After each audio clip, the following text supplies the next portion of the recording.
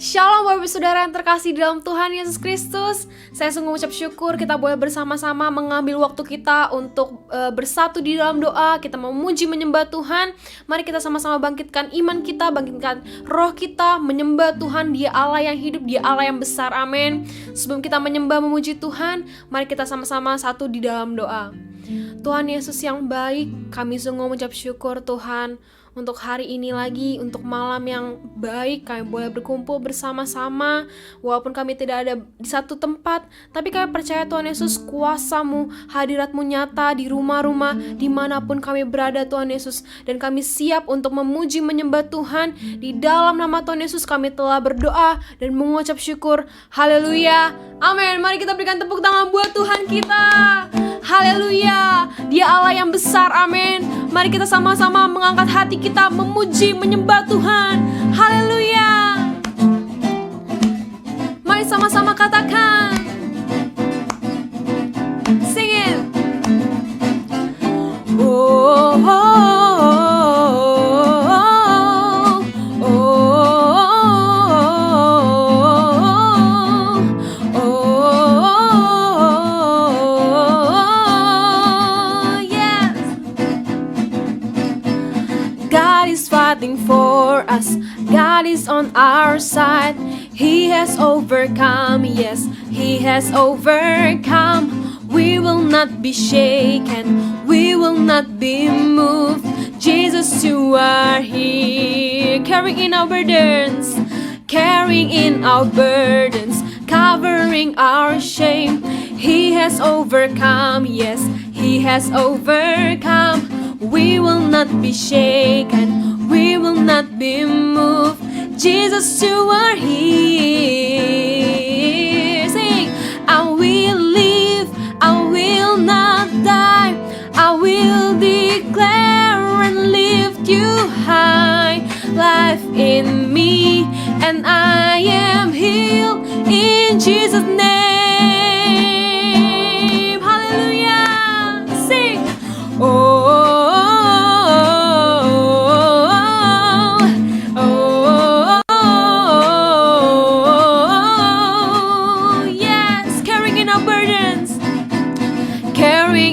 Burdens, covering our shame. He has overcome. Yes, He has overcome.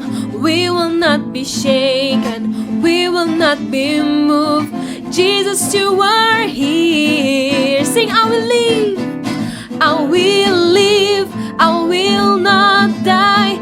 The resurrection power of Christ alive in me, and I am free in Jesus' name. Sing, I will live, I will live, I will not die.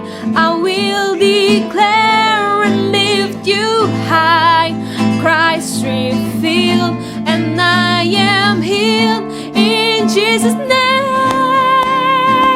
Mari kita bertepuk tangan bersama-sama. Haleluya. Kuasa-Mu besar dan nyata di dalam hidup kami Tuhan. Kami mau mendeklarasikan dengan iman kami. Kami akan menjadi orang-orang yang berkemenangan. Haleluya. Mari sama-sama declare, God is fighting for us.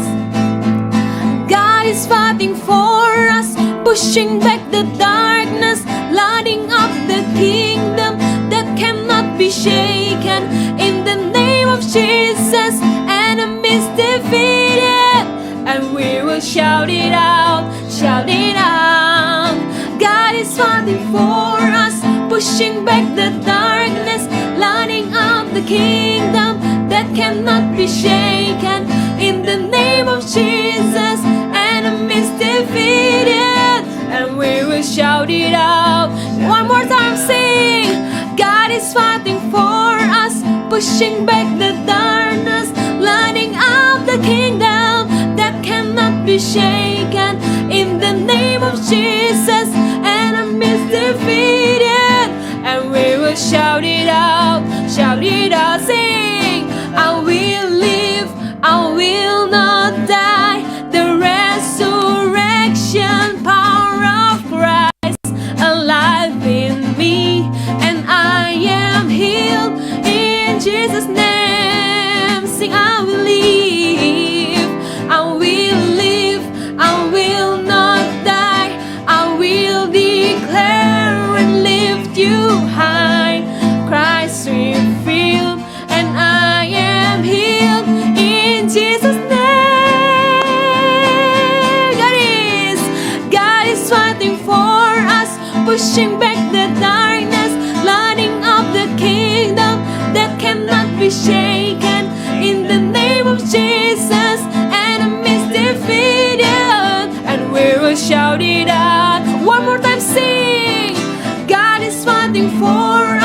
pushing back the darkness, lighting up the kingdom that cannot be shaken. In the name of Jesus, enemies defeated, and we will shout it out, shout it out. Mari kita berikan tepuk tangan buat Tuhan kita. Terima kasih Tuhan, Kau Allah yang ajaib di dalam hidup kami Tuhan. Kami mau serukan haleluya. Terima kasih Tuhan.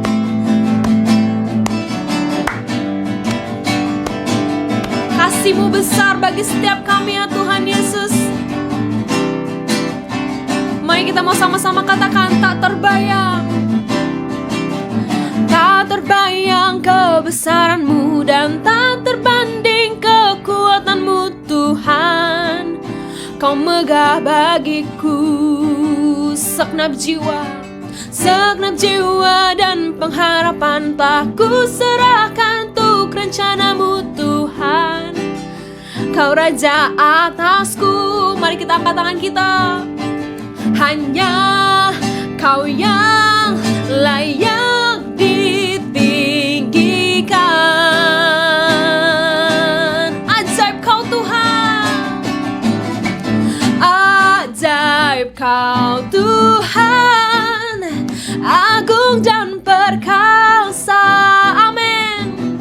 Kau sumber kemenanganku, layak berkuasa, meminta samanya.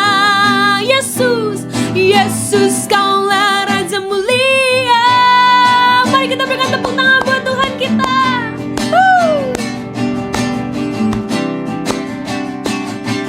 Mari sama-sama katakan, tak terbayang, tak terbayang kebesaran-Mu dan tak terbanding kekuatan-Mu Tuhan. Kau megah bagiku segenap jiwa dan pengharapan telah ku serahkan untuk rencana-Mu Tuhan.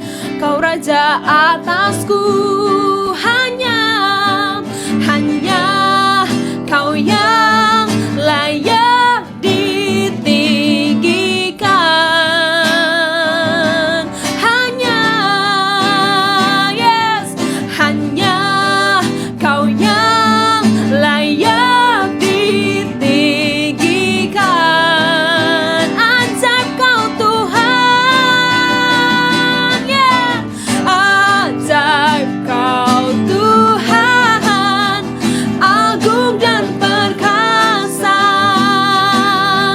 Kau sumber kemenanganku, layak berkuasa, meminta samanya. Yesus, Yesus, Kaulah ajaib, ajaib Kau Tuhan, agung dan perkasa.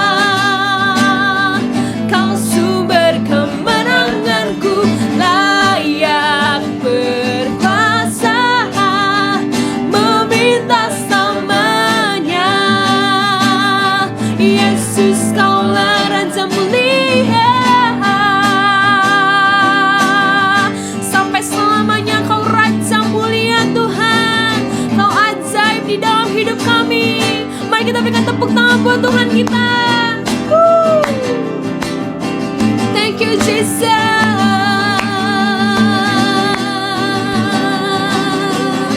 Sing ajaib Kau Tuhan, ajaib Kau Tuhan, agung dan perkasa.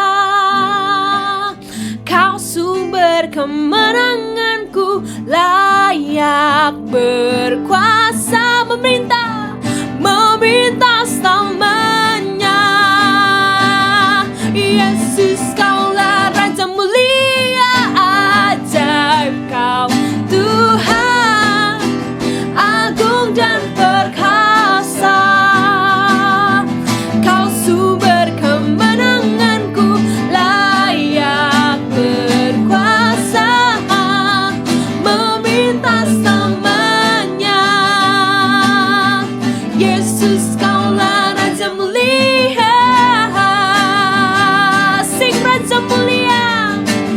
Raja mulia. One more time sing. Raja mulia. Mari kita berikan kemuliaan buat Tuhan kita. Haleluya. Terima kasih Tuhan Yesus. Kau Allah yang benar Tuhan, sampai selama-lamanya kami mau terus menyembah Engkau Tuhan. Terima kasih Yesus. Kami mau terus percaya kepadamu Tuhan. Terima kasih Yesus, Kau kebenaran yang menyelamatkanku. Kau memberikanku hidup dan pengharapan.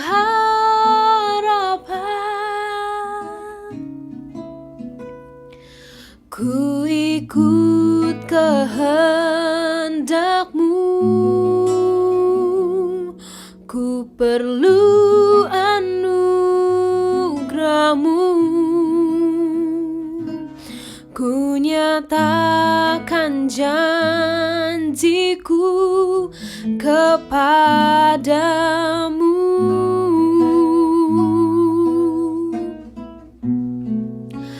Kalau ku hidup bagimu, hatiku tetap menyembah-Mu. Dunia tak bisa menjauhkanku dari kasih-Mu.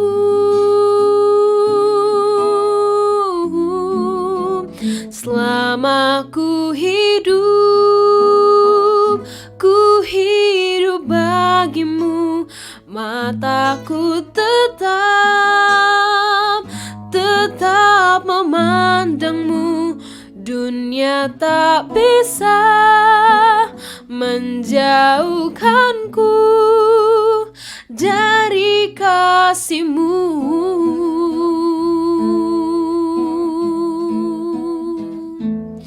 Terima kasih Tuhan.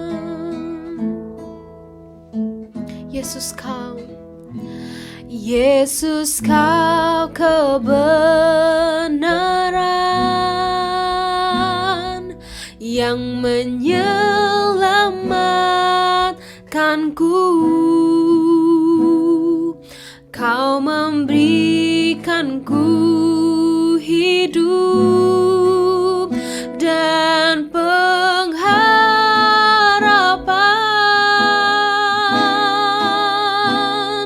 Ku ikut kehendak-Mu,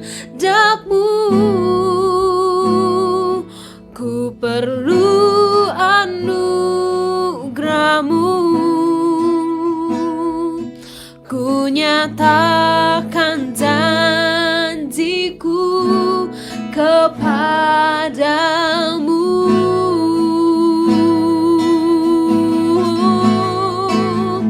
Kalau ku hidup bagimu, hatiku tetap menyembah-Mu. Dunia tak bisa menjauhkanku dari kasih-Mu.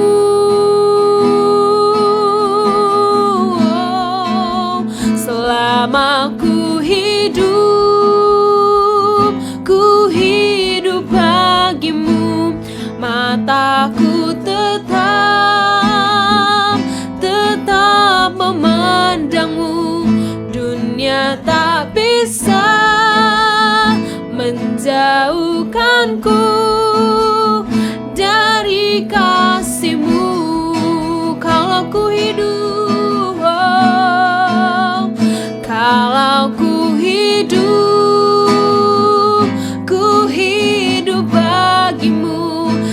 hatiku tetap menyembahmu.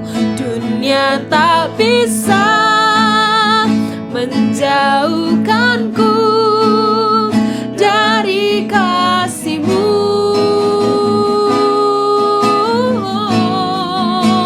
Selama ku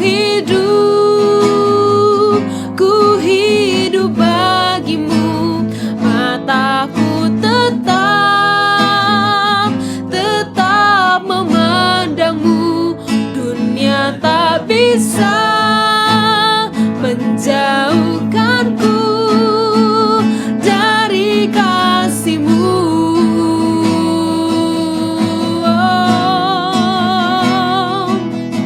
Dunia tak bisa menjauhkanku. Terima kasih Yesus. Ini setiap komitmen kami bawa kepadamu Tuhan,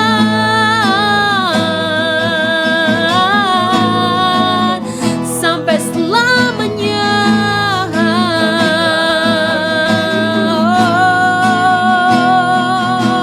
Thank you Jesus. Kau baik Tuhan.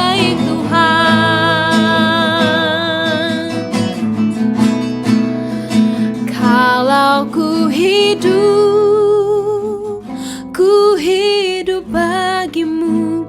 Hatiku tetap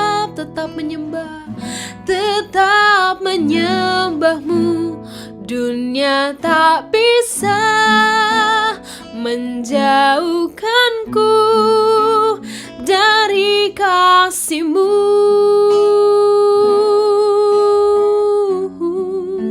Selama ku hidup bagimu. Mataku tetap memandangmu. Dunia tak bisa menjauhkanku dari kasih-Mu.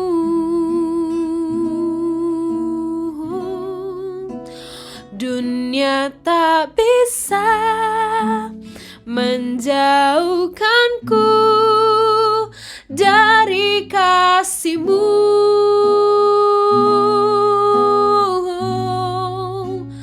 Dunia tak bisa menjauhkanku dari kasih-Mu.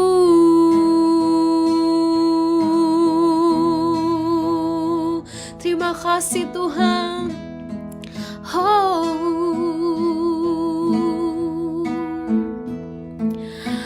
Christ is enough for me.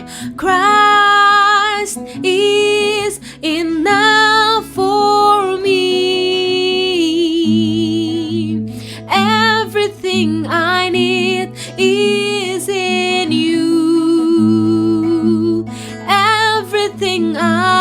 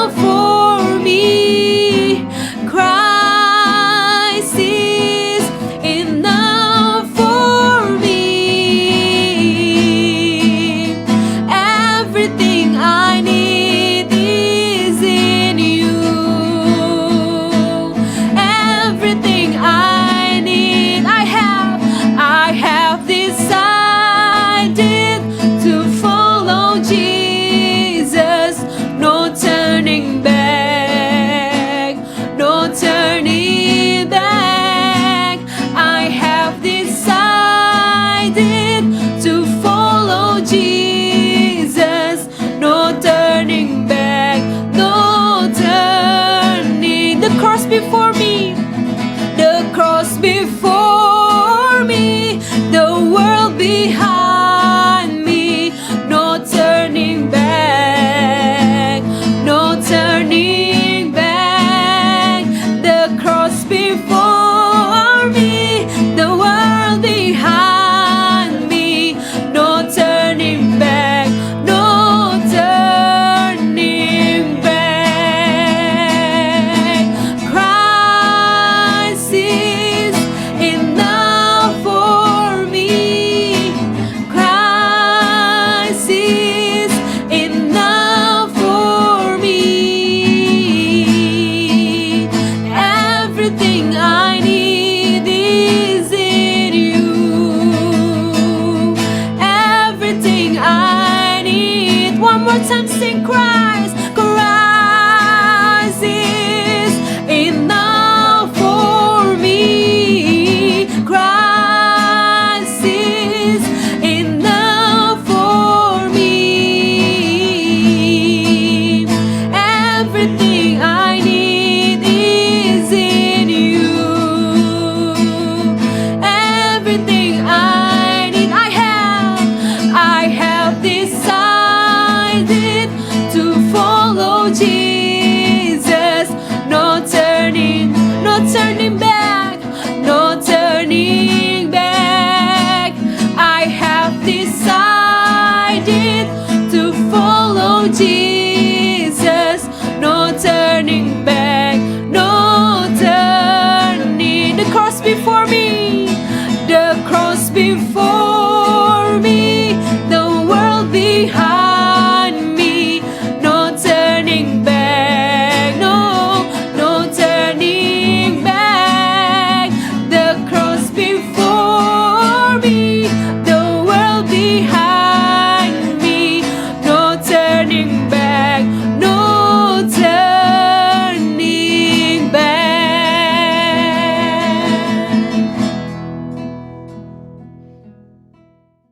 Shalom Bapak Ibu yang dikasihi Tuhan, saya percaya minggu-minggu ini kita berbicara tentang peperangan rohani, sehingga kita harus tahu dan kita harus menyadari bahwa setiap saat kita menghadapi peperangan rohani. Oleh karena itu, waspadalah, hati-hatilah. Ada strategi iblis yang sedang mengintai kita. Mari siapkan hatimu, mari kita berdoa untuk mendengarkan firman Tuhan. Bapa kami dalam surga, terima kasih Tuhan.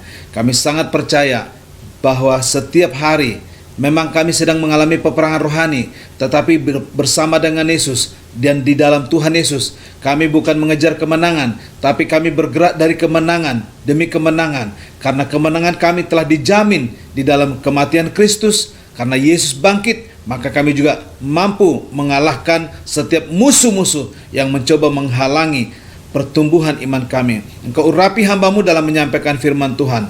Dalam Yesus kami berdoa, haleluya, amin. Bapak Ibu yang dikasihi dalam Tuhan Yesus, sehubungan dengan tema pada minggu ini tentang peperangan rohani, saya ingin memberikan judul, janganlah tawar hati dan jangan putus asa, tetapi kasihilah Tuhan dengan segenap hatimu. Matius pasal 22 ayat 37 sampai 40. Jawab Yesus kepadanya, kasihilah Tuhan Allahmu dengan segenap hatimu dan dengan segenap jiwamu dan dengan segenap akal budimu. Itulah hukum yang terutama dan yang pertama. Dan hukum yang kedua yang sama dengan itu ialah, kasihilah sesamamu manusia seperti dirimu sendiri. Pada kedua hukum inilah tergantung seluruh hukum Taurat dan kitab para nabi. Bapak Ibu, saya ingin memulai dengan sebuah kisah dari seorang tokoh yang sangat luar biasa, yaitu seorang Gideon. Kisah ini dituliskan dalam Hakim-Hakim pasal 6 ayat 1 sampai 6, tatkala Tuhan mengutus malaikat Tuhan untuk menemui Gideon, menyampaikan kepada Gideon bahwa Tuhan telah memilih dirinya untuk mengalahkan orang Midian dan orang Amalek. Nanti Bapak Ibu bisa baca ayat 11 dan ayat 12-nya. Gideon bukanlah seorang panglima perang. Gideon juga bukan seorang yang punya pengalaman yang luar biasa dalam hal-hal yang heroik. Tetapi Tuhan memilih seorang yang sangat muda dari suku yang paling kecil. Dikatakan di antara suku-suku yang ada di dalam ayat 15. Nah, Tuhan ingin memakai orang bukan karena engkau punya pengalaman luar biasa di situ. Karena apa? Tuhan bisa memberikan engkau pengalaman yang luar biasa sekalipun engkau tidak pernah punya pengalaman yang seperti itu. Bangsa Israel pernah mengatakan dirinya bagaikan belalang ketika menghadapi situasi yang sulit. Dan situasi itulah yang dituliskan di dalam kitab Bilangan 13:14. Justru itu yang tidak dikehendaki oleh Tuhan. Tetapi di antara mereka ada 2 orang yang sangat heroik, yang betul-betul menangkap janji Tuhan. Oleh karena itu Bapak Ibu, seperti Gideon menghadapi situasi yang sulit, Tuhan juga tidak mau Gideon mengandalkan kekuatannya. Sehingga kalau kita membaca peristiwa ini, bahwa Tuhan harus memilih 300 orang saja untuk menghadapi, dan tadinya persiapan yang begitu besar. Tuhan kalau menempatkan saudara di posisi peperangan rohani, artinya apa? Tuhan yang akan memberikan engkau jalan keluar, dan Tuhan yang memberikan engkau kemenangan. Itu sebabnya saya memberikan penjelasan tema bahwa intinya apakah saudara dan saya mengasihi Tuhan. Jikalau kita berperang secara rohani tanpa melibatkan Tuhan, ya kita akan mengalami kekalahan demi kekalahan. Efesus pasal 6 ayat 11 dan ayat 12. Di situ dikatakan bahwa sebagaimana Gideon mengalami peperangan setiap saat, kita pun sedang melawan musuh kita. Kita bukan melawan darah dan daging, tetapi justru kita melawan tipu muslihat iblis, melawan pemerintah-pemerintah, penguasa-penguasa maupun penghulu-penghulu dunia yang gelap ini, melawan roh-roh jahat di udara. Tipu muslihat kuasa iblis akan terus berusaha mempengaruhi bahkan melemahkan iman kita, cara berpikir kita. Berapa banyak orang yang di gereja begitu antusias, dia selalu begitu bergairah, tetapi sepulang dari gereja, sepulang dari kelompok sel, berapa banyak orang mengalami kekalahan demi kekalahan. Saudaraku yang dikasih dalam Tuhan Yesus, hal yang sama pernah Tuhan ingatkan kepada ke-12 murid ketika Yesus sedang menghadapi situasi yang sulit di Taman Getsemani. Dia berkata apa? Bahwa daging itu lemah, roh itu penurut. Oleh karena itu berdoalah dan berjaga-jagalah. Jadi kita semua menyadari daging kita ini lemah, roh kita ini penurut.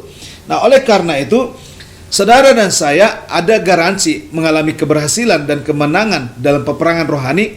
Tetapi pertanyaannya dimulai, apakah saudara dan saya itu mengasihi Tuhan dengan sungguh-sungguh? Berapa banyak orang berkata mengasihi Tuhan, lalu dia menyimpulkan mengasihi Tuhan ke gereja, disimpulkan udah melayani. Saudara, itu bukan kesimpulan saudara sudah mengasihi Tuhan. Kesimpulan saudara mengasihi Tuhan, bagaimana engkau mengandalkan imanmu dalam segala hal. Berapa banyak orang datang di gereja? Belum tentu karena dia mengasihi Tuhan. Bisa saja karena formalitas agama dan sebagainya, walaupun itu bukan tujuan khotbah saya. Nah, oleh karena itu saya ingin mengangkat seorang tokoh yang luar biasa, bahwa Daud ini adalah orang yang tidak berpengalaman, tetapi Daud juga melihat jejak-jejak kemenangan di dalam pengalaman dia. Saudara dan saya tidak punya pengalaman, tetapi kalau saudara menoleh ke belakang, saudara punya pengalaman. Kadang-kadang saudara berhasil, kadang-kadang saudara gagal. Tetapi bagaimana kita melihat titik-titik kemenangan pada posisi seperti apa, ini menjadi penting sehingga kita tidak harus mundur kepada titik kekalahan dan demi kekalahan. Nah, dikatakan di dalam 1 Samuel 27 ayat 1 sampai 4. Yang pertama adalah mengapa Daud begitu lelah, begitu mengalami kekalahan? Karena Daud telah menjadi putus asa. Artinya apa? Dia tidak lagi punya harapan.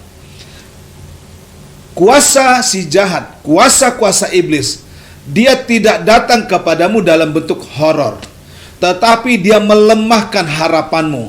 Engkau merasa di tengah-tengah pandemi ini engkau tidak ada harapan. Engkau mulai putus asa. Engkau melihat ekonomi makin menurun. Engkau melihat bisnismu makin menurun. Lalu setiap hari kau diburu rasa takut, kekhawatiran.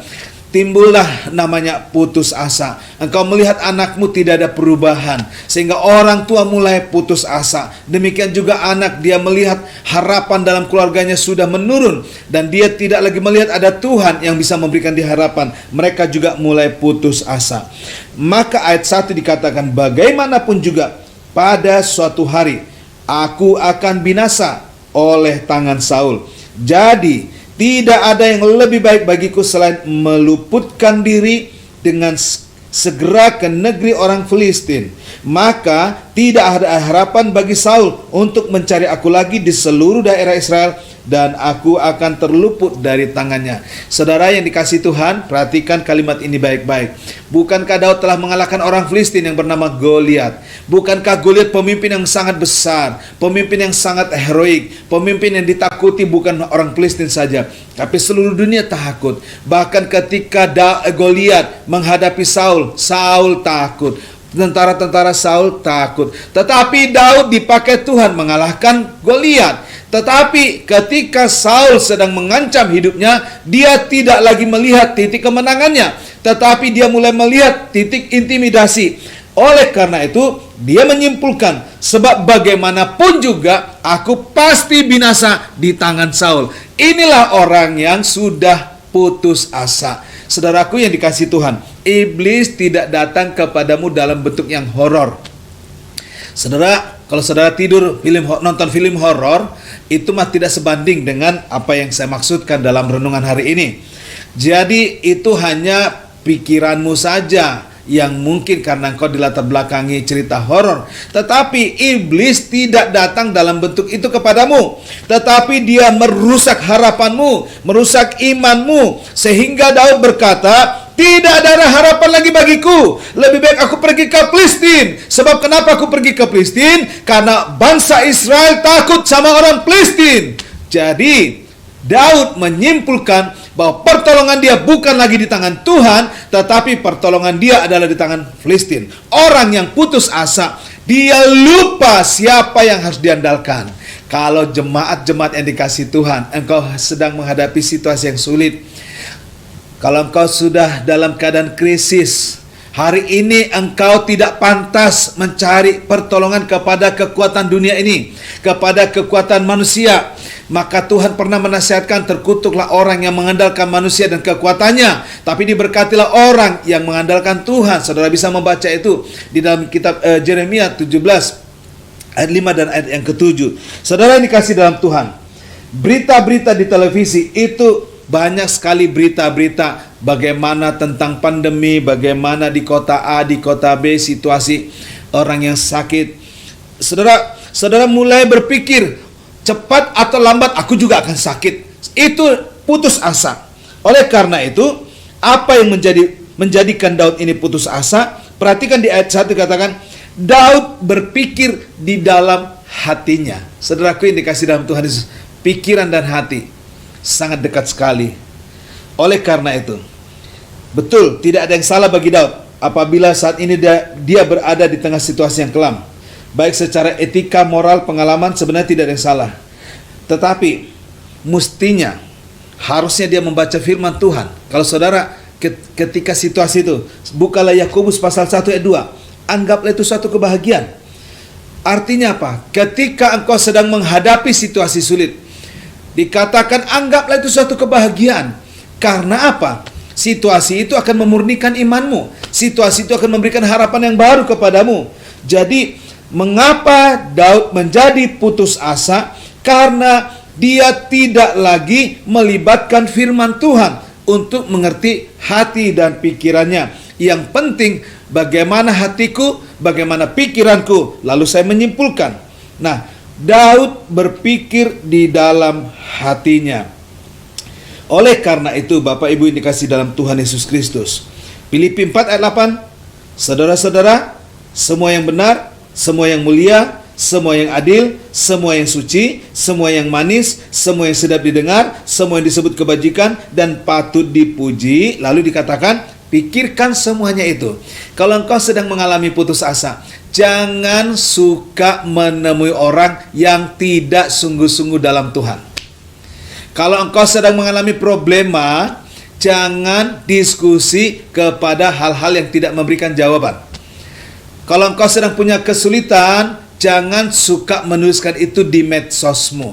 Karena apa? Siapa yang peduli dengan perasaanmu? Tapi saudara harus temui Tuhan. Saudara harus datang kepada Tuhan. Saudara harus berdoa, cari pembimbing rohanimu, cari orang tua rohanimu, temui dia. Karena apa? Mereka Tuhan taruh menjadi covering rohanimu dan akan mendoakanmu dan akan memberikan engkau kekuatan melalui firman Tuhan.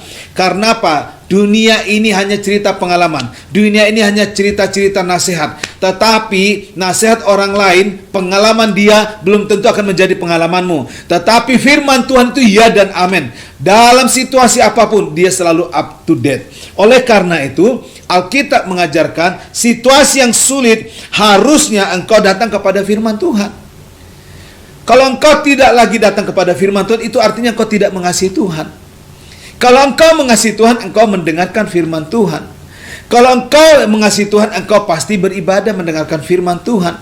Berapa banyak saudara sudah situasi pandemi, tapi Anda sombong. Anda justru tidak ke gereja, Anda justru tidak beribadah. Nanti ketika situasi lebih sulit, Anda berpura-pura bertobat. Kita nggak bisa seperti itu. Engkau tidak boleh permainkan Tuhan. Engkau tidak boleh permainkan hamba-hamba Tuhan. Engkau tidak boleh mempermainkan gereja. Ini situasi yang sangat sulit. Engkau sungguh-sungguh bertobat kepada Tuhan. Kita semua perlu Tuhan. Kasihi Tuhan. Tandanya engkau mengasihi Tuhan, engkau dengarkan firman Tuhan, engkau renungkan firman Tuhan. Jangan salah kaprah. Jangan suka sharing kepada orang-orang yang tidak berdoa. Jangan suka sharing kepada orang-orang yang suka memberikan kau kepuasan perasaan. Tetapi datanglah kepada orang-orang yang tahu firman Tuhan, yang mau mendengarkan firman Tuhan, dan lewat firman Tuhan engkau dikuatkan. Engkau akan menjadi putus asa karena engkau telah mengandalkan manusia dan kekuatannya. Engkau mengandalkan orang-orang tertentu. Padahal Tuhan katakan, ketika situasimu sulit, pikirkan semua yang baik, pikirkan semua yang benar, pikirkan semua yang membangkitkan rohmu, bukan minta dukungan dari orang lain. Daud dikatakan akhirnya menjadi putus asa. Mengapa putus asa? Bapak Ibu sudah dengar tadi bahwa dia telah membiarkan apa yang dibiarkan? Hati dan pikirannya saja mengambil keputusan. Saudaraku yang dikasihi dalam Tuhan Yesus Kristus, perhatikan kalimat ini di dalam ayat 1. Tetapi Daud berpikir di dalam hatinya. Tetapi Daud berpikir di dalam hatinya. Saudara, ketika situasi sulit, betul engkau harus pakai pikiranmu, engkau harus pakai hatimu. Tetapi persoalannya, engkau juga harus buka hatimu, buka pikiranmu. Untuk apa? Untuk Tuhan bekerja mengatasi masalahmu. Bagaimana caranya saudara bisa menerima ini? Saudara harus masuk di dalam doa. Saudara harus masuk di dalam persekutuan. Ada komunitas-komunitas sel. Di sana mereka akan mendoakanmu. Di sana mereka akan menopangmu. Engkau datang ke gereja. Engkau temui hamba-hamba Tuhan. Engkau didoakan. Saudaraku yang dikasihi dalam Tuhan Yesus Kristus. Sekali lagi, kenapa dia putus asa? Karena dia hanya melibatkan pikiran dan perasaan berdiskusi tanpa membuka hati untuk firman Tuhan. Oleh karena itu, nasihat firman Tuhan dalam Yakobus 1:2, anggaplah itu suatu kebahagiaan apabila kamu masuk dalam situasi berbagai-bagai pencobaan itu. Apakah kesulitan ekonomimu sekarang ini telah menekan engkau? Inilah pencobaanmu. Apakah orang lain meninggalkan engkau karena situasi seperti sekarang ini? Inilah pencobaan. Tetapi jangan izinkan pikiranmu dan perasaanmu saja yang berdiskusi lalu memberikan kesimpulan. Saudara, kalau engkau menangkap firman Tuhan ini suatu kebahagiaan, maka engkau melibatkan Tuhan di dalam situasimu. Tapi mustahil engkau melibatkan Tuhan kalau engkau tidak mengasihi Tuhan. Saudara, saya mau kasih ilustrasi. Kalau ada seorang suami mengalami problema di kantor, lalu dia menyimpan itu di dalam hatinya, dan dia tidak pernah menceritakan kepada pasangannya. Lama-kelamaan, pasangan akan frustasi karena tingkah lakumu tidak lagi seperti yang dulu. Engkau menjadi pemurung, engkau menjadi pendiam. lama-lama kamu emosional. Sebab kenapa? Engkau hanya membiarkan pikiranmu dan perasaanmu saja yang berdiskusi. Tapi engkau punya istri, engkau sharing kepada istrimu, ceritakan. Tuhan bisa pakai istrimu untuk memberikan jalan keluar. Tapi intinya istrimu juga harus takut akan Tuhan. Saudara, itu hal yang penting. Yang kedua, Daud membiarkan pikirannya dan hatinya berdiskusi. Diskusi itu penting Bapak Ibu. Kalau Anda di kantor, tentu ada orang bilang bahwa 10 kepala jauh lebih efektif berpikir daripada 1 kepala. Artinya apa? Diskusi. Diskusi ini akan memberikan masukan-masukan. Tetapi yang menarik, masalahnya di sini yang berdiskusi adalah pikirannya Daud dan hatinya Daud sendiri. Setiap orang punya pikiran dan itu independen dan kadang sulit dikendalikan karena berjalan sendirian. Namun demikian perenungan ayat ini, apabila pikiran kita berbicara dengan sendirinya tanpa pikiran yang benar, maka ia akan berbicara menurut apa yang ada di dalam benaknya. Saudara, kalau ada teman kita tiba-tiba dia tertutup, dia tidak mau bercerita, bahkan berubah mimik wajahnya dari kesehari ke sehari, yang tadinya periang tiba-tiba jadi berubah secara pendiam, atau mungkin senyumnya masih ada tapi dipaksakan. Saudara, mengapa ada orang seperti itu? Karena pikirannya dan hatinya berdiskusi sendirian. Berdiskusi itu penting, tetapi yang menjadi masalah adalah kalau hatimu dan pikiranmu berdiskusi sendirian, sehingga akan ada asumsi-asumsi yang sifatnya engkau sudah pikirkan dan engkau sudah rasakan, lalu engkau nyatakan itu kebenaran. Saudara yang dikasih dalam Tuhan Yesus Kristus, sebagai orang percaya, di saat-saat kita menemukan masalah yang sangat berat, harusnya kita mendengarkan suara Tuhan. Pikiranmu dan hatimu berdiskusi dengan siapa? Bukan kedua ini aja yang berdiskusi, antara hatimu dan pikiran, bukan. Tapi berdiskusilah dengan Tuhan. Bagaimana kau tahu Tuhan terlibat dalam diskusimu? Maka Tuhan telah menaruh dirinya, dan kau bisa temui dia di dalam doamu, tetapi juga melalui firman Tuhan. Saudara, bagaimana mungkin saudara bisa hidup tanpa firman Tuhan? Firman ini adalah kebenaran. Saudara harus masuk pada kebenaran ini. Engkau membaca firman Tuhan, tapi apakah engkau membaca itu menjadi rohmu menyala-nyala, supaya firman yang kau baca itu menjadi rema dalam hidupmu? Jangan menjadikan sebagai sumber pengetahuan saja. Berapa banyak orang membaca Alkitab seperti membuatnya ilmu pengetahuan. Firman Allah itu hidup. Firman Allah itu iya dan amin. Oleh karena itu, engkau punya masalah, pikiranmu dan hatimu harusnya terbukalah untuk masukan, yaitu lewat firman Tuhan. Peperangan rohani itu akan terus datang kepadamu. Tetapi saudara harus tahu, engkau tidak bisa mengeluarkan dirimu dari situasi itu. Pikiranmu terbatas dan hatimu terbatas, tapi firman Allah adalah kebenaran yang bisa mengalahkan itu. Izinkan hatimu dan pikiranmu dikuasai oleh firman Tuhan, maka kita berkata, maka timbullah damai sejahtera. Saudaraku yang dikasih dalam Tuhan Yesus Kristus, apakah saudara mau memenangkan pertempuran rohani ini setiap saat, setiap hari, setiap minggu, setiap bulan, setiap tahun, dan setiap waktu? Izinkanlah pikiranmu dan hatimu berdiskusi dengan firman Allah. Biarkanlah engkau diintervensi oleh firman Tuhan, karena firman Allah itu iya dan amin. Saudara baca baik-baik.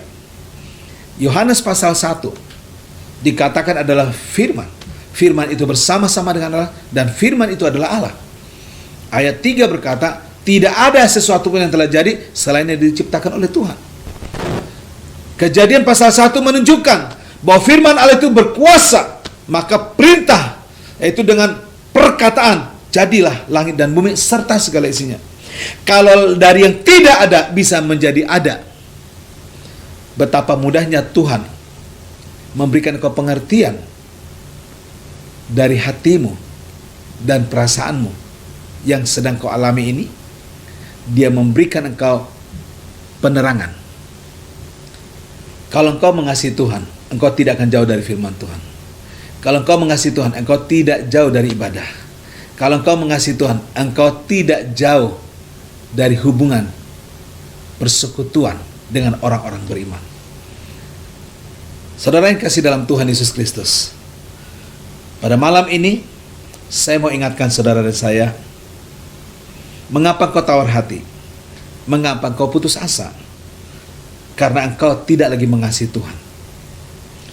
Tapi jaminan hari ini adalah engkau tidak perlu tawar hati, engkau tidak perlu putus asa, asal engkau mengasihi Tuhan dengan segenap hatimu. Caranya apa? Baca firman Tuhan, sharing dengan firman Tuhan, buka hatimu terhadap Tuhan. Cari orang-orang yang sungguh-sungguh menggumuli engkau dalam doa. Maka Tuhan yang adalah iya dan kebenaran membuat engkau berhasil, membuat engkau sukses dan berkemenangan. Amin. Mari kita berdoa. Bapa kami dalam surga, kami mengucap syukur.